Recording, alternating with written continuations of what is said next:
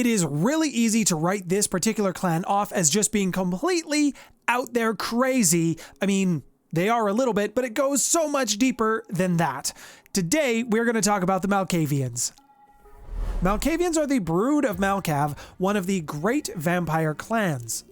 Every member of this clan is inflicted with the same insanity that their antediluvian had.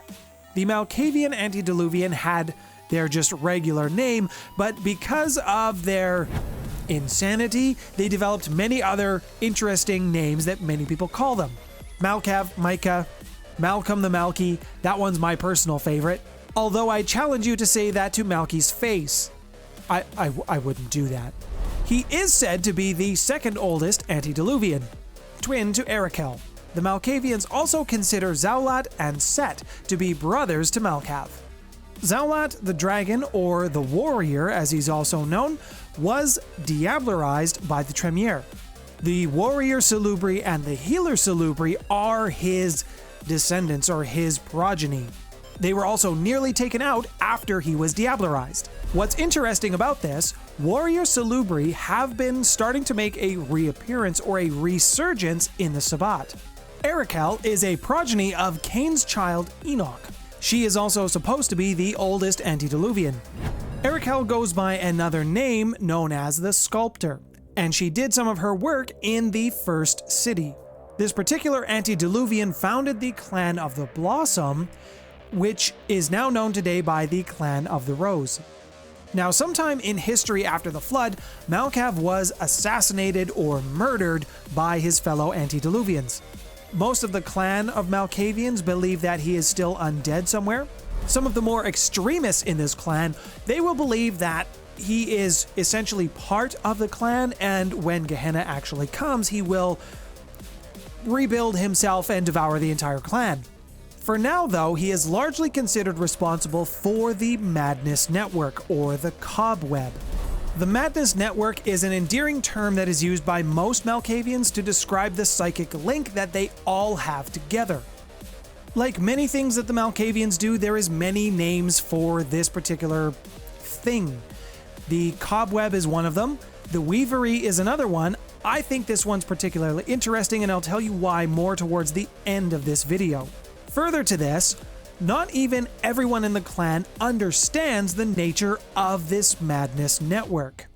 As I mentioned, one of the most popular theories is this network exists because Malkav no longer has physical form and he is a psychic embodiment of the entire clan, and that's why they can have this particular link. For those that think that he is alive, they believe that this is the psychic link for his clan to be the eyes and ears for him in his undeath, or his rest, I guess. One of the primary functions of the Cobweb is known as the Call. This is what a Malkavian will get. It's an inexplicable feeling, a desire, a calling, if you will, to go to a specific place, and this is usually where the clan meetings happen. Before the formation of the Camarilla, this particular method was used for an event called the Great Prank. The Great Prank was a removal of one of the disciplines of the Malkavians and changing it to something else. Dementation was removed from the ability of most of the Mlkavian clan. It was then replaced with the domination discipline. In the modern setting for vampire, the Malkavians don't generally gather in large numbers. Usually their callings are much smaller. Their gatherings are much smaller. When these callings happen, it's usually for some sort of prank, which the Malkavians just love to do, ranging from the harmless to the downright sinister or sadistic, which they will usually do on an elder. And other times it's just simply because they want to terrorize a city, because that's fun for them. Before we move on, if you are enjoying the video, I encourage you to please hit that like button to let me know that I'm doing a good job. And if you want to get more videos like this for myself, please hit subscribe with the bell notification. YouTube probably still won't notify you, but at least you'll have pressed the button. Members of the Mlkavian clan tend to see themselves more as seers, oracles, fortune tellers. They typically are able to perceive a lot of the world at the exact same time, and that's what makes them just a little bit off. As I mentioned, this clan is notorious for being pranksters. They do consider it a noble ambition. A good joke means a lot to a Malkavian. Malkavians have also been around for a very long time. They are one of the original clans. They are an OG vampire clan. Like, we're talking back before Noah's Ark, which is an event that is referred to as the Deluge or the Flood, which most everybody else calls it in modern setting. They were also one of the founding members of the Camarilla. As a matter of fact, most of the OG vampire clans came from the city of Enoch, not to be confused with Cain's first child, Enoch. They are the same name, two different things. Not much is known about the Malkavians when you start to get into that specific area of time. Now, Enoch is also known by another name of the First City. This city is recognized by Nodist scholars as the first city of Cainite mythology, which you can read all about in the Book of Nod. In the modern night setting, dementation has come back for the Malkavian vampires as a discipline, and it's their most common one. They sort of had it for a long time, they got pranked and it wasn't, and now it's back again. Dementation works by drawing on the vampire's insanity, so the more crazy you are, the better it's going to work for you. What it does is it allows the vampire who's using it to experience basically everything. They are able to achieve insight and pick up on the small things that not everybody does and use this to form a bigger picture. They can also use this to make others crazy, so be aware of that. For Malkavians that use this discipline, it allows a better connection to the Madness Network. Dementation is a discipline other vampires can learn, but those vampires, if they are not Malkavian, cannot connect to the Madness Network even if they can use the Dementation discipline. This is where that theory comes that Malkav is just a psychic presence for his clan only. Now, there are some version differences between some of the games that I do need to address a little bit because I will probably hear about it in the comment section below. Mechanically, in Vampire: The Dark Ages, the Malkavians had access to Dementation discipline. In early editions of Vampire the Masquerade, it was only available to Malkavian Atitribu, while Camarilla members had access to Dominate instead. The idea to kind of fix this was that meta plot, the Great Prank, which I've discussed already. The scenario presented in the revised edition, Dementation was returned to all Malkavians. This was an event called the Reawakening. No one really knows why this happened or why this discipline came back, but it is theorized that Malkav basically got a little bit restless in his sleep, and others in the clan have talked a little bit about an infection in the Malkavian, which accounts for their madness. Others talk about a movement from the Atitribu to spread an infection, which is where that kind of came from. And in 5th edition, Dementation is no longer its own discipline, but wrapped up into a couple of abilities in Dominate and Obfuscate. Now, there are several clan variants when it comes to the Malkavians as well. Let's start off with the Ananke. Members of this particular bloodline are said to have kept the ancient temples going. These are the kinds of temples where blood sacrifice and blood rituals were done. You would have blood writing, they would read disgustingness, they would do their divination through the entrails of sacrificed animals. These are the weird ones. The Ananke believed that they could gain insight to the cosmos through a body that had just recently died, basically using death. This bloodline is actually experiencing a bit of a resurgence right now. They also tend to keep trophies of those that they have killed or sacrificed. They like to surround themselves with the visceral workings of the universe to better understand its mysteries. The Malkavians of Ashira, or the Bayat Majnoon, they are a little bit more respected.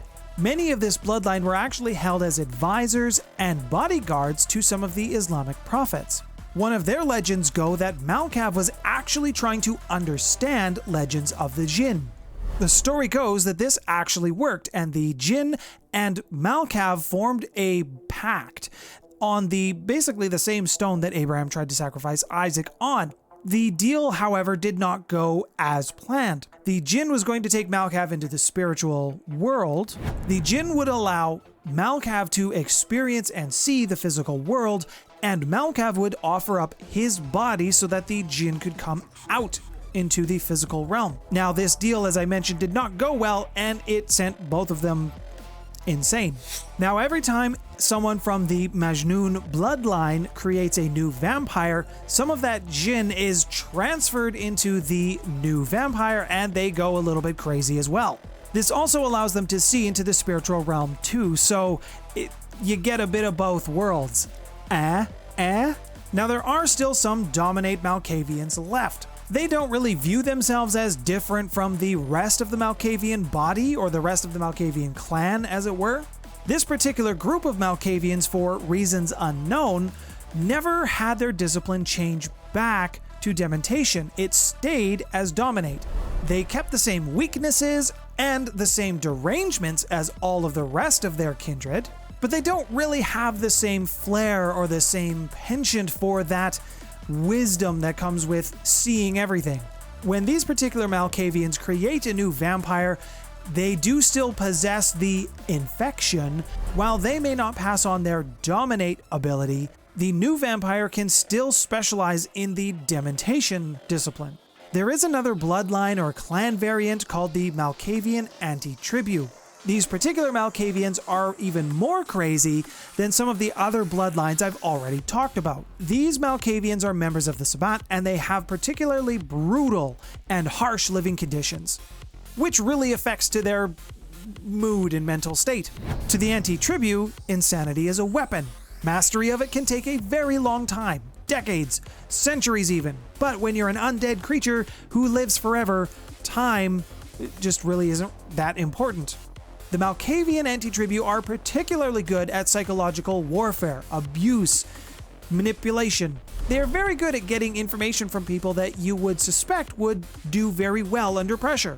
There's even rumors of a group of Atitribu who are using some of the same rituals that the Ananke have used to read blood and entrails. They are trying to bring about the Great Jihad. Now, what are some tribes or other Pharaoh that I believe the Malkavians could work with? First off, you're going to have the Glasswalkers. This was an interesting choice for me because you're working with a group of werewolves that likes to be in the city. Part of my thinking around this is because of some terminology that's used to describe a lot of the Malkavian and their attachment to this spiritual world and going to see what's out there. The Madness Network being called the Weavery. The Glasswalker tribe, they are city werewolves. They embrace technology. They try to harness the power of the Weaver whenever possible for their fight against the worm. They embrace technology, and any new tech that is developed, they like to understand how it works so they can try to weaponize it for their own purposes.